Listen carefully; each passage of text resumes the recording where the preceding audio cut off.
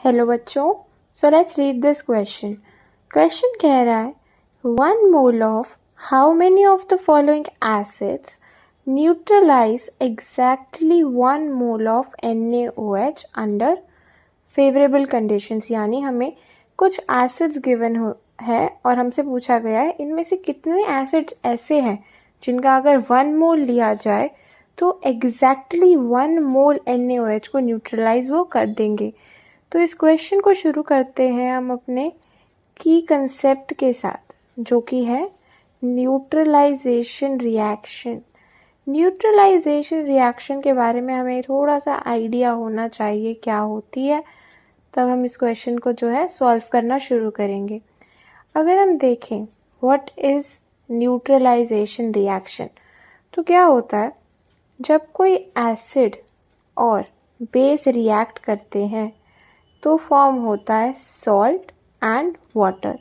इस रिएक्शन को बोला जाता है न्यूट्रलाइजेशन रिएक्शन। अब हमारे क्वेश्चन पे चलें तो हमें बेस गिवन है NaOH और एसिड्स हमें बहुत सारे गिवन है। एसिड से क्या आता है H+ और बेस से क्या आता है OH-। ये दोनों मिलके क्या करते हैं, वाटर फॉर्म करते हैं और एक सॉल्ट फॉर्म होता है। यानी यहाँ से हम क्या देख सकते हैं, for 1 mole of OH minus we require 1 mole H+ for neutralization. यानी न्यूट्रलाइजेशन के लिए 1 mole OH माइनस की हमें 1 H+ की रिक्वायरमेंट होती है। तो हमें एग्जैक्टली क्वेश्चन में गिवन है एग्जैक्टली 1 mole NaOH को जो है न्यूट्रलाइज करना है। यानी जो हमारा H+ की रिक्वायरमेंट है, यानी रिक्वायरमेंट ऑफ H+ कितनी है 1।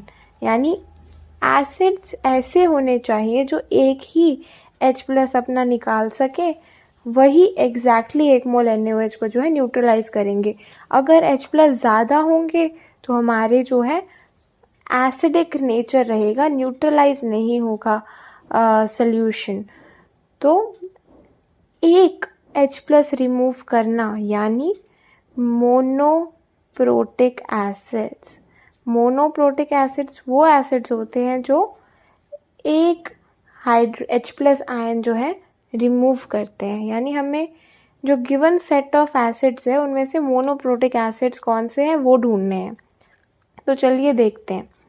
सबसे पहले हमें गिवन है HCl। लिखते हैं first we have HCl। HCl जो है एक ही H+ रिमूव कर सकता है, तो ये करेक्ट ऑप्शन है, करेक्ट एसिड है जो 1 mole NaOH को न्यूट्रलाइज किएगा। सेकंड हमें गिवन है HNO3। HNO3 भी एक ही H+ रिमूव कर सकता है, तो ये भी करेक्ट है। Third we have H2SO4। यानी H2SO4 जो है वो 2H+ रिमूव कर सकता है, तो इसको हम यूज़ नहीं कर सकते हैं इस क्वेश्चन में, क्योंकि हमें सिर्फ एक ही H+ की नीड है। नेक्स्ट फोर्थ हमें गिवन है H2SO3। इसका अगर हम एक बार स्ट्रक्चर ड्रॉ करें तो कुछ इस तरीके से हमें दिख रहा है। यानी ये भी 2H+ रिमूव कर सकता है, तो हम इसको भी जो है यूज़ नहीं कर सकते। फिफ्थ एसिड हमें गिवन है H3PO4। यानी H3PO4, अगर H3PO4 का एक बार स्ट्रक्चर ड्रॉ करें तो कुछ इस तरीके से वो दिखता है।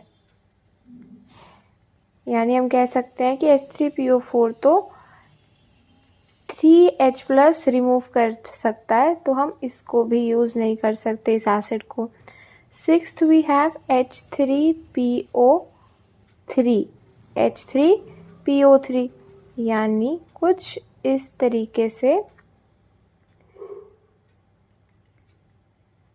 इसका स्ट्रक्चर होगा। H3PO3 जो है अगेन 2H+ रिमूव कर सकता है तो हम इसको भी यूज़ नहीं कर सकते। 7th we have H3PO2।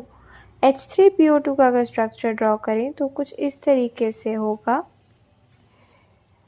Something like this. यानी H3PO2 जो है एक ही H+ जो है रिमूव कर सकता है तो हम इसको यूज़ कर सकते हैं। हमने ये वाले हाइड्रोजन कंसीडर क्यों नहीं करे? बिकॉज जो pH बॉन्ड होता है वो स्ट्रॉन्ग होता है, तो हम pH बॉन्ड से H+ को आयोनाइज नहीं कर सकते।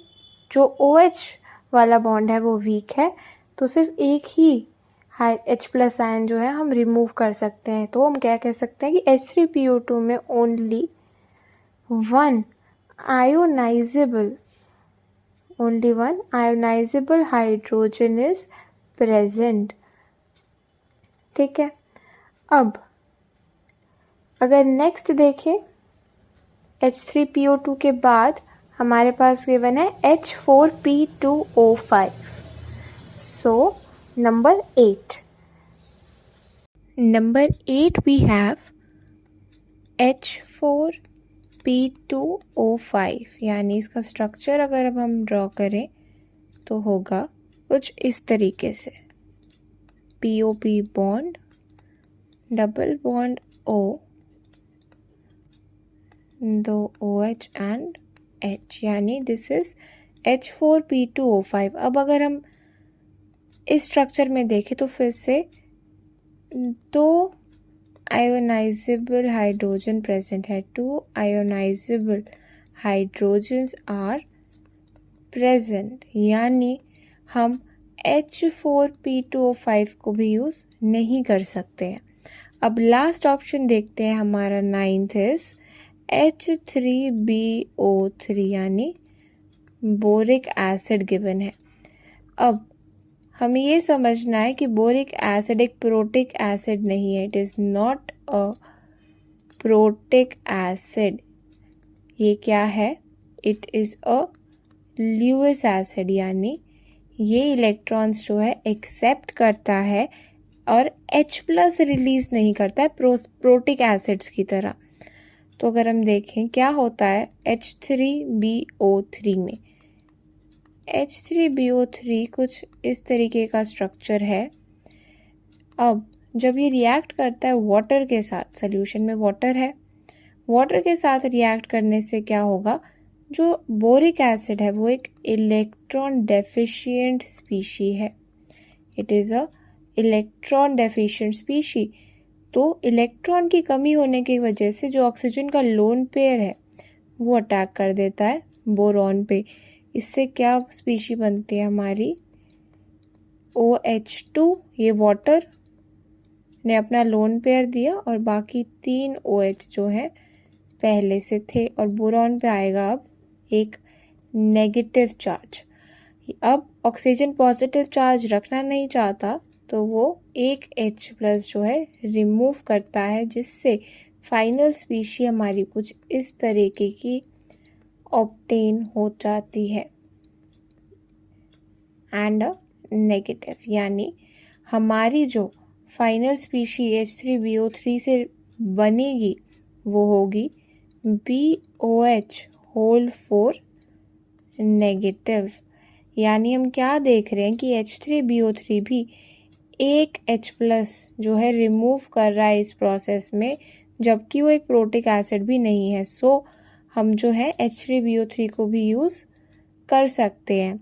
यानी अगर हम काउंट करें तो वी हैव H3BO3 को, HCl को, HNO3 को और H3PO2 को, यानी 4 ऐसे एसिड्स हैं। So the correct answer of this question is 4. I hope सबको ये solution समझ में आया होगा. Thank you very much and all the best.